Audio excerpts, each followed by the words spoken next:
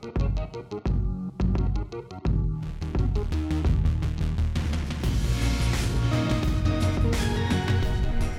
Nerf Herders, I'm Addy Thomas. I'm Ben Milton. Thanks for joining us for another episode of Certain Point of View. Today we've got some more news, we got some reviews as some TV shows returned, we got the CW TV shows have come back. We're going to talk about a bunch of different news from DC to Marvel, to a little bit of Star Wars, and a couple other things outside in the nerdy entertainment world.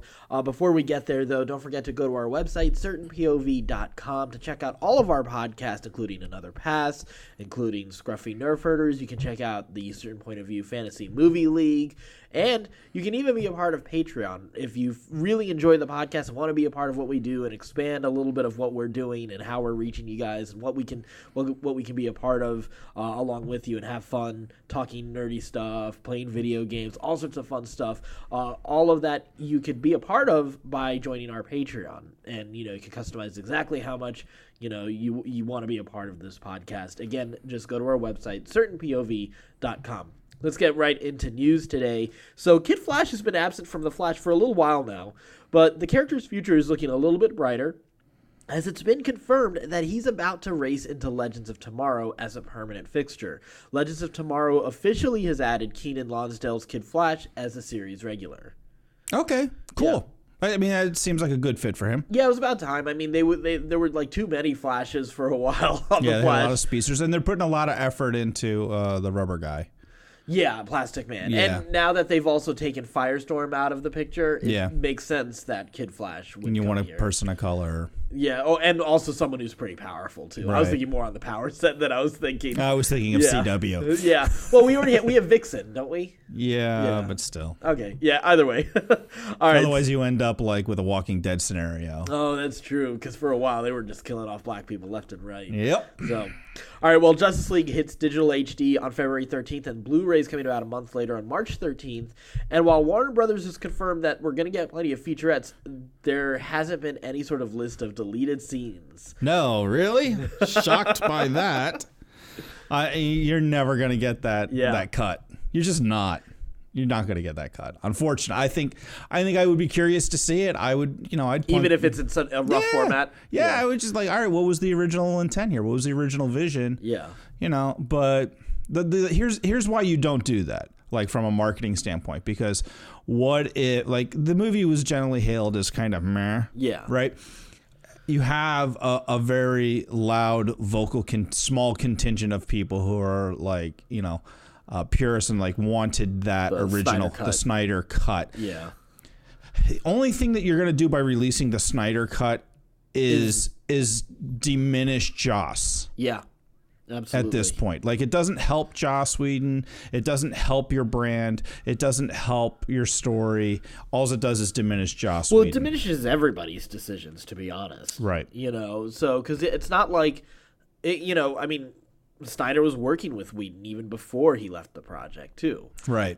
So there's a lot that's going into this, that it's not as simple as just saying, you know what, let's just throw this content out here. Yeah. It's interesting, though, because there's an interesting mentality shift on, like, depending on who releases a DVD. It's not entirely consistent now, but there used to be, like, it was cool with the Lord of the Rings DVDs. Yeah. Just how open they are with, like, their process. Like, they just show some of, like, bad ideas that they had. Yeah. And the process to work through it. Like, that's one thing I love about those DVDs. Even some early Star Wars featurettes. Now, I think that's also because Star Wars movie making has gotten mythologized so much, so people are really crave that, all those featurettes and documentaries.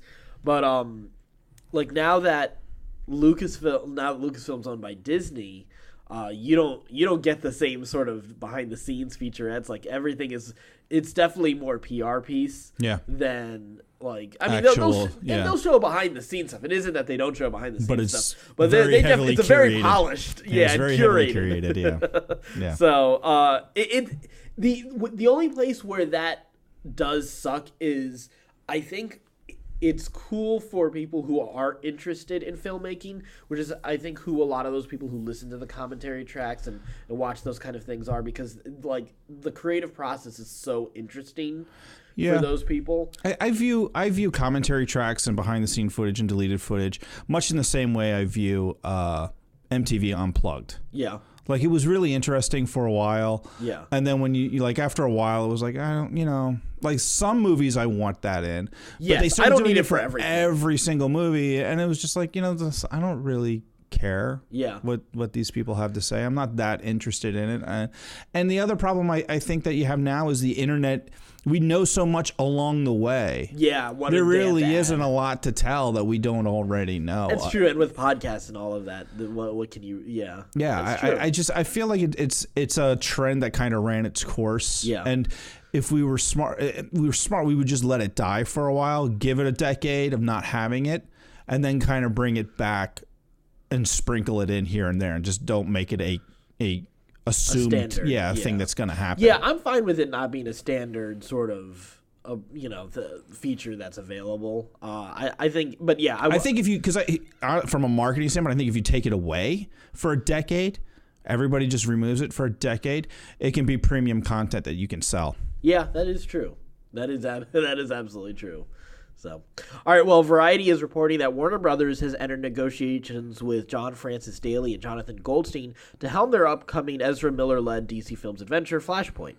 So, according to their report, Warner Brothers' first choice for director was actually Batman himself, Ben Affleck, but for whatever reason, he decided to pass, and the project ultimately went to Daley and Goldstein. Robert Zemeckis was also said to be in the running, but it appears as though the studio was not interested in waiting for his schedule to clear up. A production start date remains on set since Ezra Miller is still in the midst of filming Fantastic Beasts: The Crimes of Grindelwald, but Joby Harold, who the screenwriter for the movie, did recently turn in a new draft of the screenplay after a page one rewrite. Daley and Goldstein are probably best known for helming the critically reviled Vacation reboot, and as two of the screenwriters on Marvel's Spider-Man: Homecoming, which was the biggest superhero movie of 2017. They've also penned the scripts for Horrible Bosses 2, and ahead of Flashpoint, they have a Jason Bateman, Rachel McAdams comedy called Game Night. It's going to hit theaters actually next month. They're good writers. Yeah. I don't know how they are directing. I mean, I didn't see the Vacation movie. People didn't like it, but I don't know if that was a problem with... Did they write the Vacation movie? I don't know if they did. I feel like they wrote and directed it. Okay. Well, yeah. I mean, then that was a miss. So it's an interesting choice. They also did... Oh, I did miss this. So they did both Horrible Bosses, The Incredible Burt Wonderstone, and Cloudy with a Chance of Meatballs, too. They wrote and directed? Or just wrote? They wrote all those movies. Okay. I feel like this... So it's interesting because I think, like, because these guys have collaborated, particularly on Cloudy with a Chance of Meatballs, they've collaborated with... Lord and Miller before. Okay. And I like they have a kind of similar energy to them, to those guys. So I think they're the right choice for this movie, but I would like Lord and Miller to be the directors for the Flashpoint movie, for the next Flash movie. They originally were supposed to be, but then they went over to Solo. Yeah, I'm sure there's a couple hurt feelings about that in the Warner Brothers lot. Yeah, about course, that. Yeah. Of like, well, you guys had your chance at this. Yeah, and then you left for Solo. You left for Solo and screwed that up. Yeah. We're not, maybe next time. Yeah. I mean, I don't see them getting that back. It's a bold choice. It's nice to see some young blood in Hollywood. Right. I'm not going to say that this movie is doomed by any stretch of the imagination. Nobody really knew who the Russo brothers were before Winter Soldier. Yeah. And they knocked that out of the park. Yeah. I mean, the Vacation thing gives you pause, but all the other stuff that they we sort of know John Francis Daley. He's one of the kids who was the geeks on on Freaks and Geeks. Right. Yeah, but that doesn't mean that. That doesn't mean that he's been writing for a while. Yeah, for sure. I mean, I'm not worried about it not being well written. Yeah. Homecoming was like they clearly understand the comic book genre. Yes. And lovingly understand it. Yeah. Because that was just such a great love letter to Spider-Man comics. It was also a fresh entry into superhero movies. Yeah. It wasn't formulaic. It bucked a lot of the usual things that we deal with, the usual tropes and the tendencies and trends that we deal with in superhero movies. Like it was one of, honestly, like that and Logan might be some of the best movies with dialed down circumstances and stakes. and very personal stories. Yeah. And they were the most emotionally connective too, I think, in a lot of ways. Right. Because of that. So I think it's going to be a really well-written movie, and we'll see how they do directing a big budget movie. I'm sure that there's going to be a lot of oversight from Warner Brothers looking at this, and we'll see how it goes.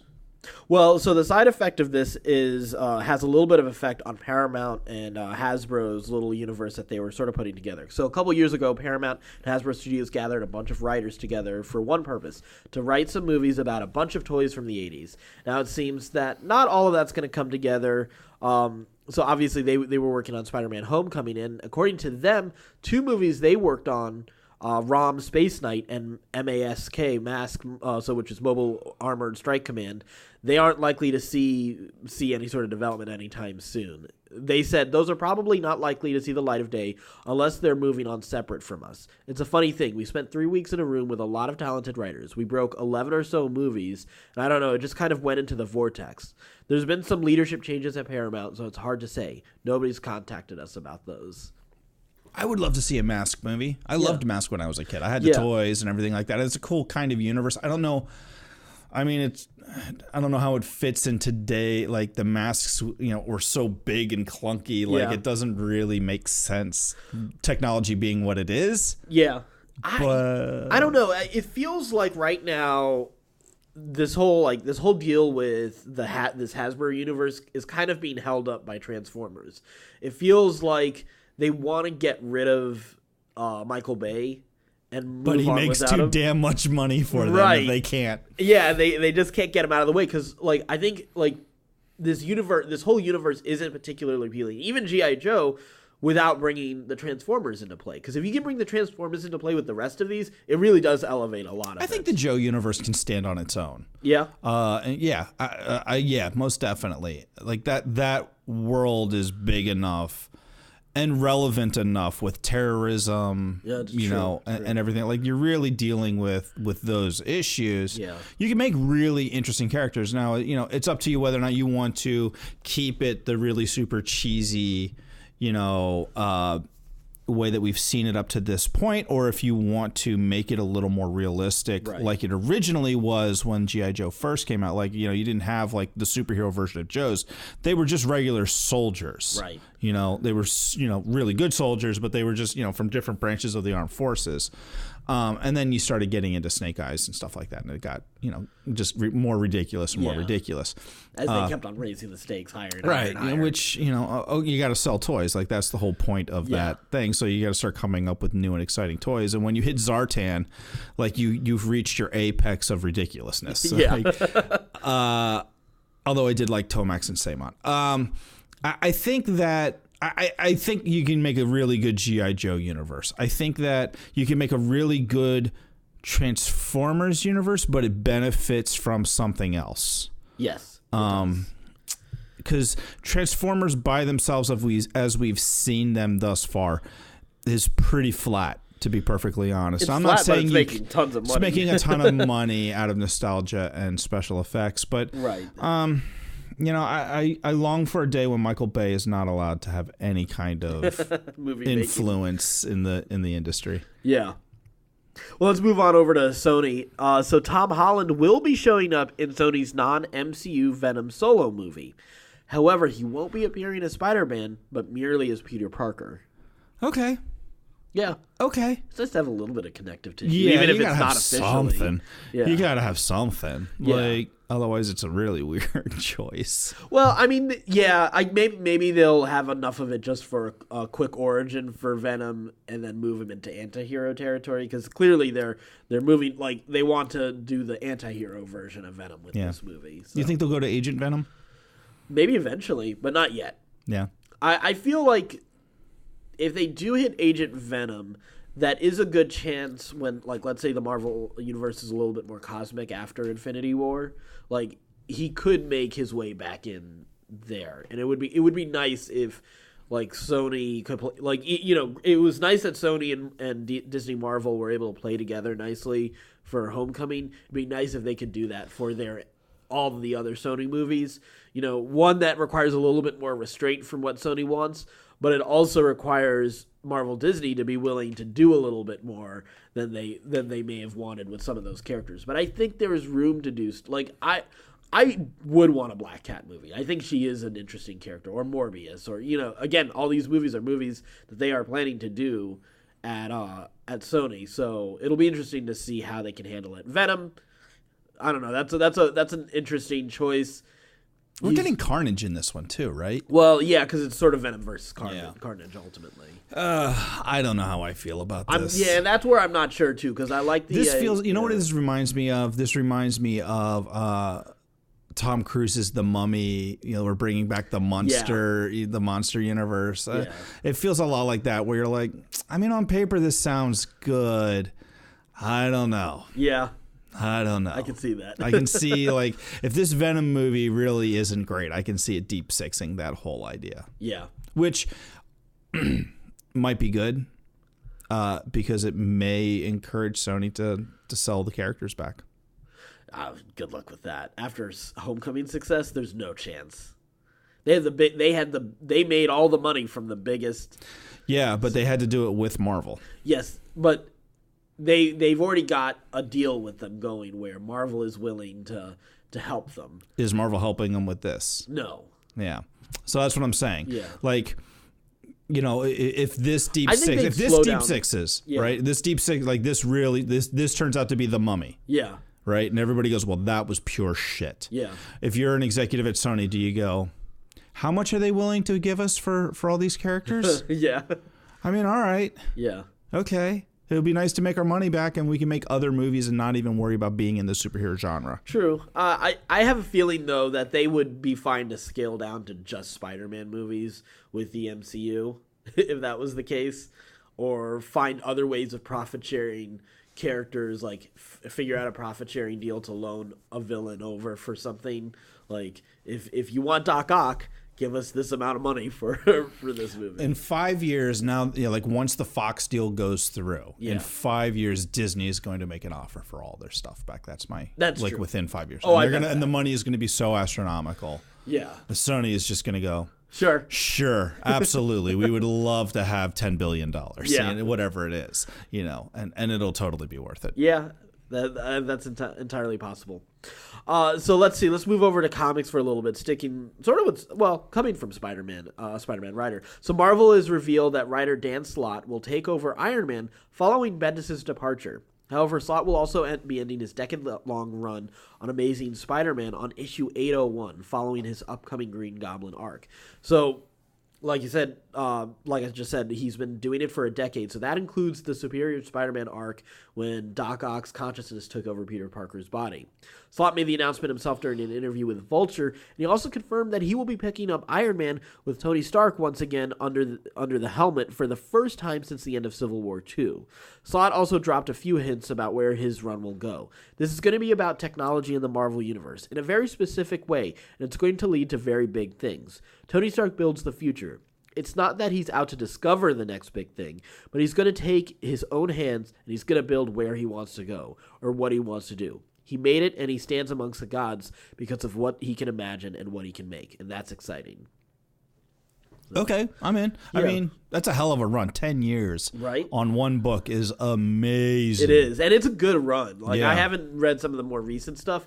I picked up I read a little bit going into Superior Spider-Man, and I kept up for a little while after Superior, and it was really good. It wasn't for lack of interest that I didn't keep up with it. It was just that terrible release schedule on Marvel Unlimited.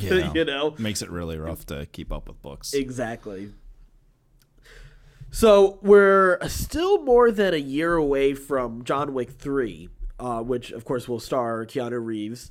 But fans of the series will be pleased to learn that the previously rumored television spinoff has found a home on Starz. Yes! What a great place for it! Yeah, right? Fantastic! It's set in the same world as the John Wick films, and it's called The Continental, and it'll tell the story of the Continental Hotel, a place where the world's deadliest assassins go to lay low when they aren't out and about killing people. Though Reeves has not been confirmed to reprise his role as Wick on the series, he will serve as co-executive producer along with Basil Owanek and Chad Stahelski, who directed all 3 John Wick films. Chris Collins, who wrote The Man in the High Castle and The Wire, will serve as showrunner and writer. Okay, cool. Yeah, I'm in. I'm totally in. Yeah, I love this universe. I love that hotel. Yeah, this could be a lot of fun. Still, yeah. Oh, it's great. Yeah. It's not as good as 1. Yeah. Like 1 is just so pure. Yeah, it's focused and simple. 2 does a little too much world building. Yeah. And so the plot is gets it a lot of characters added? Too many characters added? Do you think? No, they just like do a little bit too much of like, and here's how things work in the hotel, which would be better suited for a show, right? Rather than just keeping it simple. It's not a matter of too many characters. The characters are actually really cool and fairly interesting. It's just a little too convoluted. Yeah. In comparison to just how like the dog dies, he goes on a rampage. Right. You know. Yeah. So there's. I'm excited to see this role. I'm more excited to see John Wick 3, though. Yeah. Like, I didn't know that they were making John Wick 3. Oh, really? Yeah. Well, I'm afraid that this series could end up veering into, like, Die Hard territory, where, like, the first one's amazing, and then, like, progressively... Oh, well, I mean, you're going to run out of... You know, you keep going to the well too many times. But I think, like, when you're transferring it now to a TV series, you're getting away from John himself. Right. And you can create characters. All sorts of new, more interesting characters and really develop them more than your guy. Like everybody in John Wick is pretty, is pretty paper thin. But the Continental, the TV idea is a really good idea. Right. So let's move on to, we're going to move on to TV shows. Before we get there, actually, we'll come back around to this because this I feel we'll end the show on a Star Wars deal. So let's actually jump right into TV. So we got Black Lightning, the series premiere. All the CW shows. Well, almost all the CW shows came back except for Legends of Tomorrow, which we'll have a little bit of time before it comes back, as they're trying to give Black Lightning a little bit of its run to get started. And you got a chance to see it, Ben?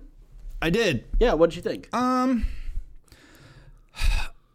It's pretty brave for a CW show. I was a little surprised. They deal with some pretty heavy issues. Yeah. Right off a jump start. Like you're talking like driving while being black. Yeah. You're talking about cop corruption. You're talking about racism. You're talking about drugs in schools, and for CW that's pretty serious stuff. That's that's their version of Man in the High Castle. Really is. It really for any network TV show, that's pretty heady stuff. Yeah. You expect that for like maybe a Netflix cable. I can see you doing cable. Yeah. You can get away with that on an AMC or something like that for sure. But regular network television, it was pretty gutsy. Yeah. Pretty gutsy, and I thought they did a pretty good job.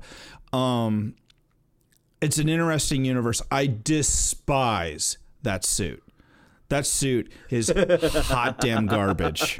I hope that's just a prototype, and that like halfway through the season, they're gonna fix it. That makes John Diggle's helmet look amazing. No, it doesn't make John Diggle's helmet look amazing. Yes, it does. That stupid neon glow. It's not good. He looks it's like not something. Good. He looks like he just walked off of he's a transformer, and the transformer, the only thing it can transform into when it's not a guy walking around shooting lightning is a hotel from the Vegas Strip in 1982. Like there's just too much neon. It's too bright. It's ridiculous. I give you that. It is a ridiculous suit. It's not as bad as that helmet. That helmet is the absolute worst. But I agree. I definitely agree. The suit does not look good. I like the show. Because I do like that. This is one of the things that I liked about Arrow earlier on was there was a little bit more of dealing, like especially in the first season, like you dealt with mob bosses, you dealt with the corrupt, Now, and right now the big bad they've already identified as Tobias Whale is sort of like DC's like Black Kingpin. Yeah. Essentially. Black albino kingpin. Yeah, exactly. But he's really good. I remember him in a couple episodes of the animated series. He's really interesting and fun. So they've got a good villain set up for him. I'm excited by that. I like the character. I like the family dynamic too. I was a little disappointed by their reveal at the end though, that the daughter also has powers. Because don't both the daughters have powers, right? Like it's like thunder and lightning or something like that. I think his that kids are. Know. Yeah, because it's a superhero that show. Like that was kind of the thing that kind of surprised me also about the show. CW, right? Yeah, like CW. They're going straight for the team already. Well, it feels like it. Not just the team, but like what surprised me initially was like, wow, this is CW. The star of the show is a 45, 46-year-old man. Right. Like he's way too old for the CW. He really is. And then I was like, oh, right, he's got daughters. Yeah. Okay. So I think they're going to make that transition pretty quick. I think it's going to be more like a Batman Beyond. Oh, that's a cool perspective on it. Rather than especially because they have pointed out his vulnerability.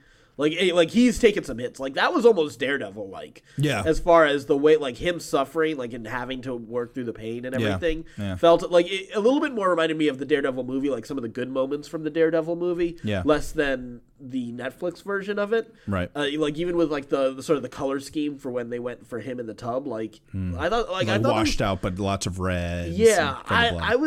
I honestly, like, I'm actually really happy with this first episode. It was a great first episode. It was a really good entry into that world. Yeah. I am disappointed that it's not tied in with the rest of the CW shows. You know what? I am actually going to disagree on that, only because it would force him to all of a sudden start taking on some bigger threats. It means, like, it'll let the character kind of speak for itself a little bit more, rather than forcing like, okay, and now we've got the event-driven stuff. Because while the event-driven stuff is one of the fun, really cool things about the CW universe, like all they need to do is figure out he's on another Earth and bring him over.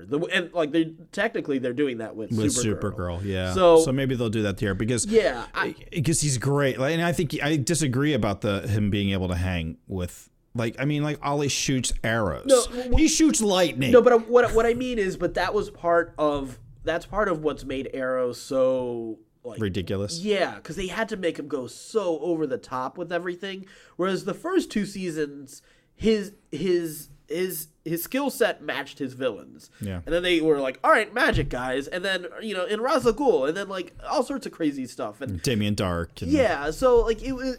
Not that those couldn't have earned a place for Arrow at some point, but they went so fast towards those. Malcolm Merlyn being a part of that was part of the first season, absolutely. Mm-hmm. But still, like it did hurt some of that initial appeal of Arrow, of it being gritty and believable. Yeah, like it stayed grounded for a while, and they went so far up. It's not that I don't want Black Lightning to ever go to that place, because he does have a power set that could scale to that. But keep it grounded for a little while. That way we can find out more about the character. We can stay focused on the relationships. Keep it away for just a little bit. Like, the way I give it a season? Give it 2 seasons, to be perfectly honest. No, they're not going to give it 2 seasons. seasons. They're not going to give it 2 seasons. But I would like that kind of restraint. Because if they go 2 seasons, if you do the first season, I was like, okay, well, now we got to step it up. Yeah. Well, either that or they're gonna suffer from what all CW shows do. The repetitive thing? No. For all first CW shows, the first season is let's just do as much as we possibly can because there's a good chance we're not coming back. Right. Let's just blow our wad, and then we run out of ideas, and we have to do Damien Dark because there's nothing left to do.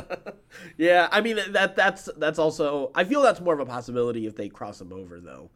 I think that's going to happen regardless. That's going to happen one way or the other. It's happened on every single CW show. Well, you know what though? They've taken the criticism for Flash going to the Thinker this season to heart. So maybe after having 4, they've got 4 seasons of shows. Speedsters. Yeah, well, not just 4 seasons, but I'm talking about they've had 4 successful shows. They got Supergirl, Flash, Arrow, Legends of Tomorrow. Yeah.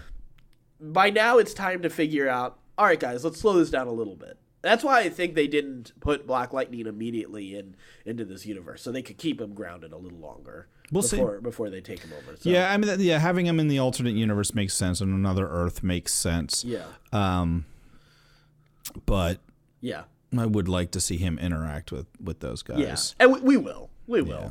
So, anyway, moving on. So we got Supergirl that came back from its break. She was unconscious from her fight with sort of like a version of her for another like darker Just wore different color. Guard. Just wore different color. No, for darker god. Oh, okay. Krypton. So, and then they figured out there's more people like this chick. They had the Legion of Superheroes show up. For a planet that blows up. God damn. Oh, no, there's a lot of... Yeah, there's plenty of apparently, there's... it sounds like there's going to be a huge team-up of these other people who are servants of this dark Kryptonian god. So they have the Legion of Superheroes, which is sort of like a future version of the Justice League.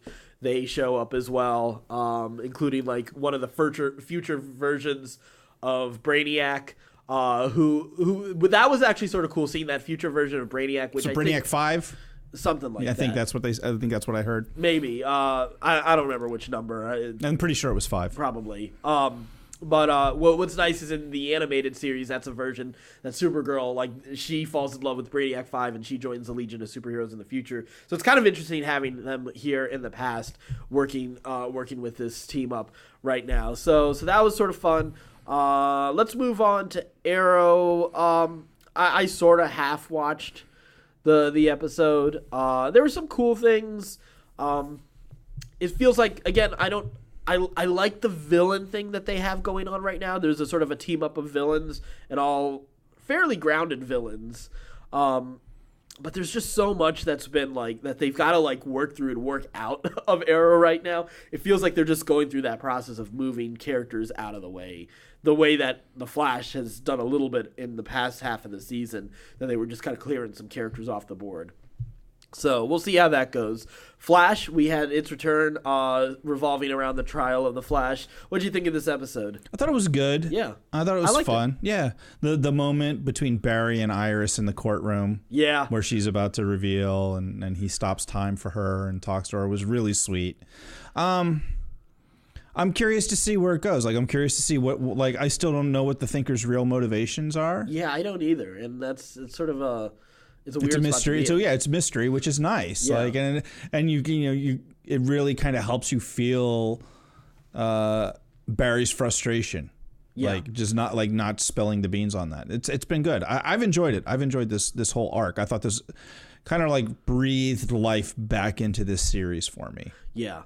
And having him resolve not to use his powers or not to reveal he's the Flash. For a moment I thought like, okay, yeah, they could reveal he's the Flash. I mean, it's not like it's hard to figure out. Right. Well, I was going to go more like, you could have a different dynamic for different superheroes. We had that sort of game-changing dynamic for Iron Man, in the MCU. So it could be an interesting dynamic to run with for a while. But no, it made sense to not because here's the problem with his reason for not telling them. Okay. Is that like he's like, well, if they know who I am, they're going to hunt my family and friend, like they're gonna hunt Team Flash down. Sure. And everybody knows who Team Flash is. Like, I feel like, I guess it's pretty obvious who Team Star Flash. Labs, yeah. It's like they always show up from these guys. Like, it seems like it wouldn't be that hard for That's somebody true. To figure out. Because if you're not in Star Labs, you're a cop. Right, exactly.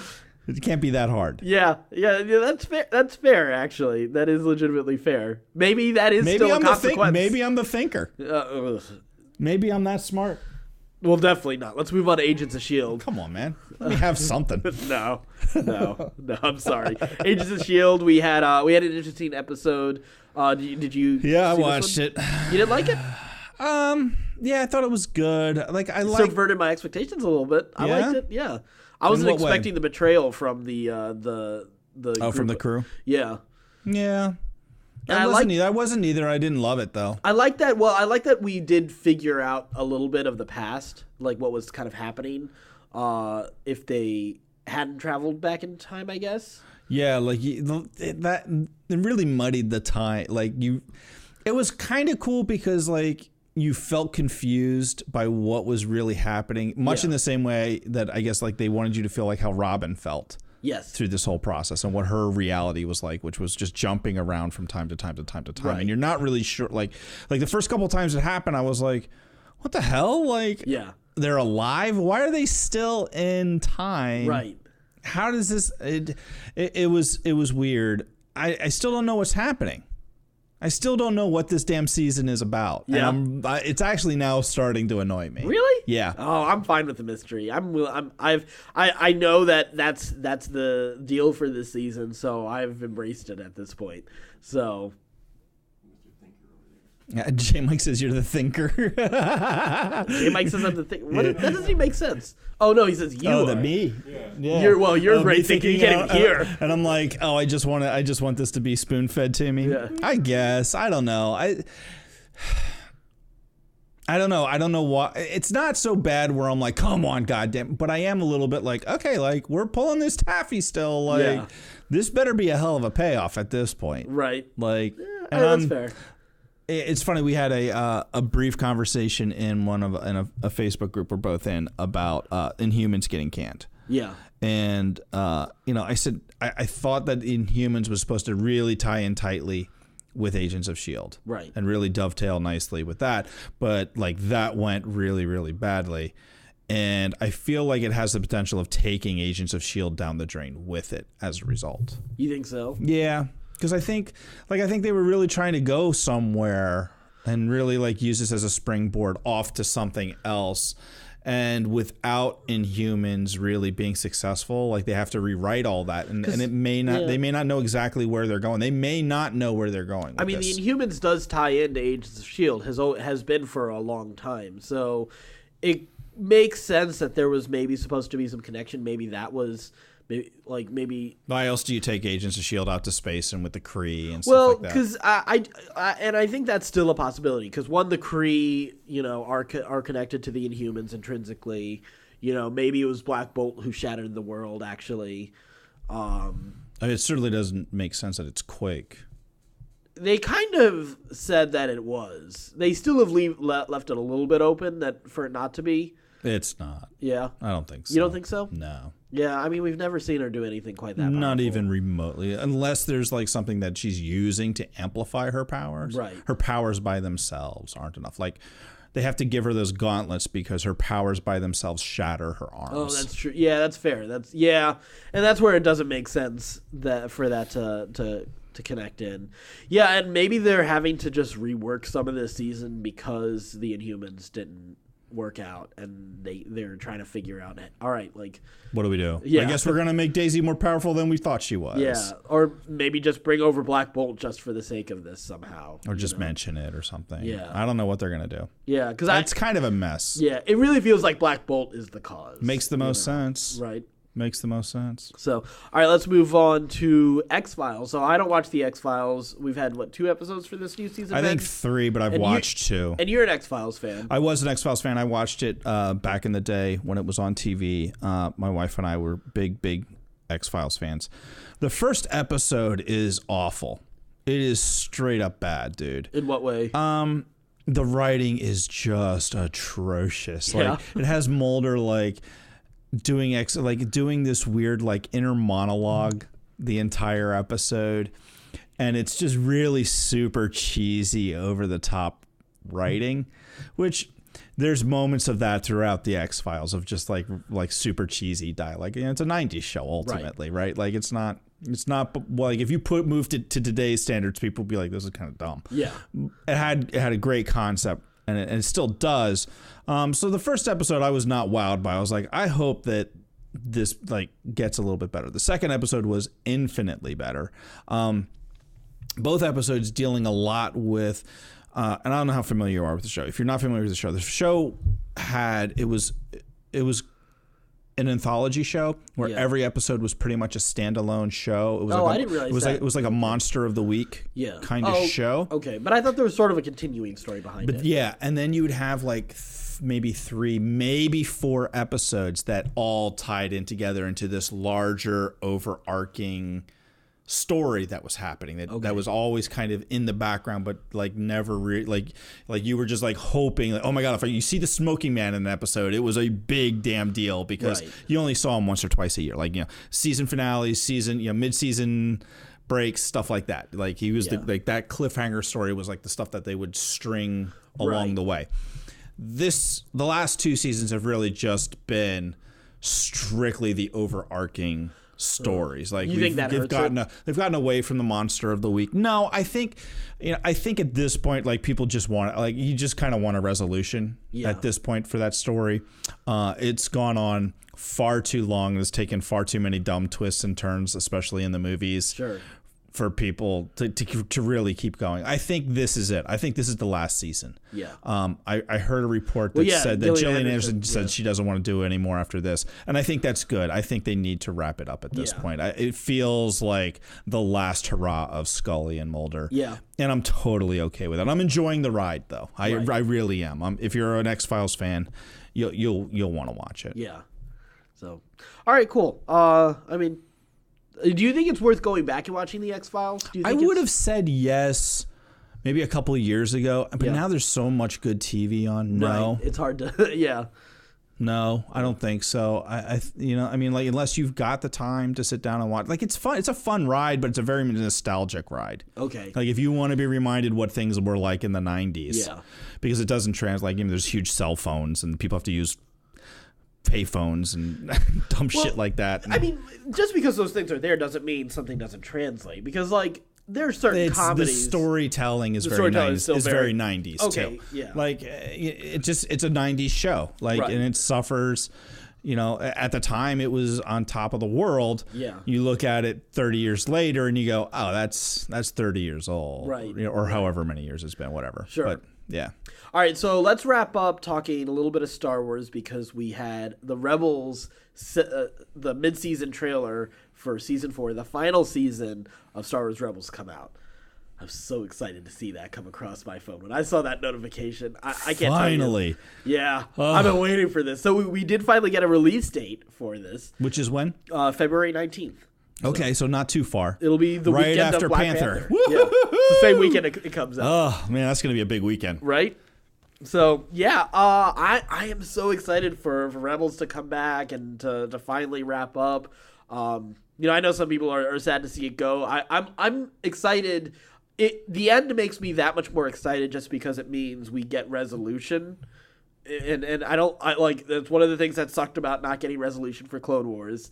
And two, it's just like I'm glad to see someone decide to take, you know what, we're not going to just keep on putting them in bigger and crazier circumstances. Let's find an actual wrap this point. up. Yeah. That's a ballsy move in today's TV world. Right. So which is something I think it's hard to do without the confidence of having a franchise as successful as Star Wars around it. Because you feel like the next Star Wars series should still do well, because the credibility that the Star Wars brand name has. Yeah, I mean, it could be like, for me, it could be like you watch your favorite Star Wars characters take craps, and I would be like, all right, I'll watch that. That sounds amazing. I want to see what Jabba does.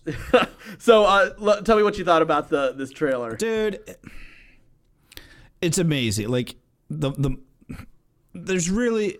It's dark. Like, I love there's two moments. There's two moments that stand out for me in this, really, in all of it. I mean, I take that back. There's three moments. There's a lot of moments. I had to pause. I started pausing it frame by frame. For me, there's three moments. The first moment for me is the rescue of Hera. Yep. When she's like, "Oh, you're in a lot of trouble." Yeah. And then you see the lights, and the guy's like, "Ah!" She goes flying across the room and off the like. Kanan just not messing around. Yeah. Looks amazing. I can't wait to see that. The second moment that really stuck out to me was Palpatine. Yes. The emergence of Palpatine and all this is something that is very awesome. Him just saying Ezra's name is amazing. I was giddy about that. Yeah. I was like, wow, they've really created something to involve that the Emperor knows his name. Yeah. Like, that's a big deal. And then the last moment, Mortis. Oh, yes, of course. Yeah, where you're just like, thank God they're tying this all back together. Yeah. It's all, it's like poetry. It rhymes. I mean, there's so many amazing moments in this thing. I noticed a couple shots as I slowed down the trailer a little bit. I didn't do it for every single frame, but there was one I was like, wait, that looked familiar. Someone looked familiar in there, but I couldn't quite place it. And there's a shot where Sabine has Ezra's lightsaber, and behind her, you will not see it if you're playing it real time, but I happened to pause at just the right spot, and it was Hondo behind her. Oh, so yeah. I didn't expect Hondo to come back because it felt like with the first half of the season there was a lot of sort of wrap-ups for certain storylines. Like, it's open-ended enough that there could be some more stuff after this, but here's, like, enough of a resolution for some of these characters within this story. Yeah. So I kind of felt like we'd already seen the last of Hondo in Rebels, but it's kind of cool that we're going to see more of him. We saw the other clone troopers, Wolf and... yeah, and it's interesting because that's at the time when...